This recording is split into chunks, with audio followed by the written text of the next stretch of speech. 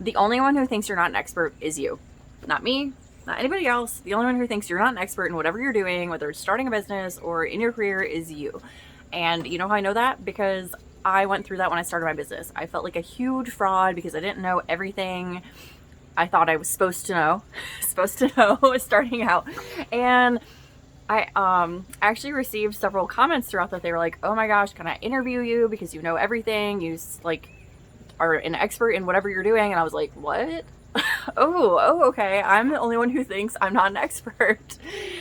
So if you feel this way, I want to talk about 3 things of why we feel this way and how to kind of adjust our mindset. So the first thing is nobody knows how much you know or don't know. Like, they're not in your brain. They literally don't know what you have researched, what you have looked into, where you're learning, what you still have yet to learn, what you want to learn. Nobody knows any of that but you. So they can't call you out because they don't know if you've read it or not. So when you're talking or sharing with somebody, they can't be like, "Well, you don't yet know how to teach me about social media marketing because you don't know anything about organic advertising." And you're like, "Well, yeah, I actually have this program on organic advertising." Like, you don't know how much I've looked into with that or not until we talk and have a conversation about it. Number 2 in this whole thing, to add to that of nobody knows, is we as women especially feel like we have to have everything 100% perfect. We have to know it all before we can ask somebody to trust us in this topic. Yes. And it plays into a big part of our confidence too, and how much we know and how we feel about what we're doing, because we feel like we have to overcompensate and really like hone in and know everything before we can feel 100% certain that we know what we're doing and that we're an expert.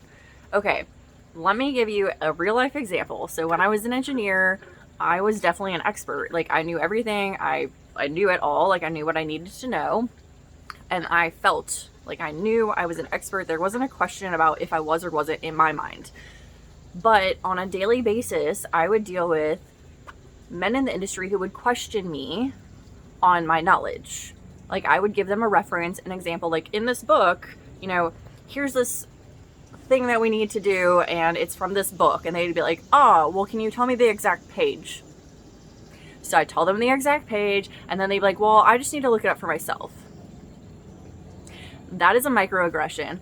Different topic, another story, but I was an expert and I still was being questioned. So whether you feel like you're an expert or not, you're going to be questioned at some point, and you might not be questioned as well, depending on what field you're in and what you're dealing with. So when I felt like I was an expert, I was questioned. Now I don't feel like an expert. I mean, when I started my social media business, I didn't feel like an expert, and nobody questioned me on anything I was teaching them. Nobody. So there you have it. You don't have to be perfect at knowing. And that leads us into point 3 on why you don't have to be perfect at knowing everything. You're not trying to teach everybody.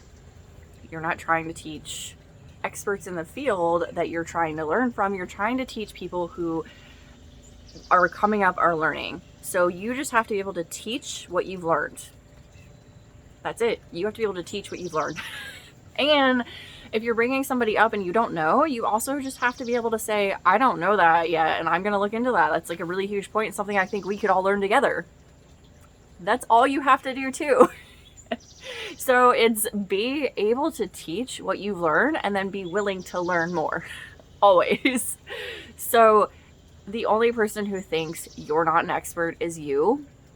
And that's because, like, you just need to get over, like, I don't need to know everything. I don't need to be perfect. And I just have to be willing to learn, because that's part of being an expert, is also knowing that you're never going to know. So when I was in engineering, I knew a lot and I was an expert, but I also knew there was a lot I didn't know and I needed to keep learning.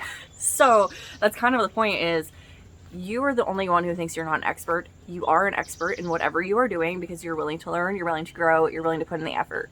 You got this. You will get that confidence, and you know what you're doing.